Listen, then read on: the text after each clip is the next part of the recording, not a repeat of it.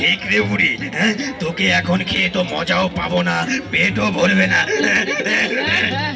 তাই তো বলছি, নাতিন বাড়ি থেকে খেয়ে দে, শরীরটাকে একটু তাজা করে আসি। তারপর মন চাইলে তুই আমাকে খাবি, আমি কোনো আপত্তি করবো না। ঠিক আছে ঠিক আছে, বুদ্ধি তো ভালোই দিয়েছিস। যা যা যা যা, যা, যা। নাতনি বাড়ি থেকে তাড়াতাড়ি ফিরবি কিন্তু। হ্যাঁ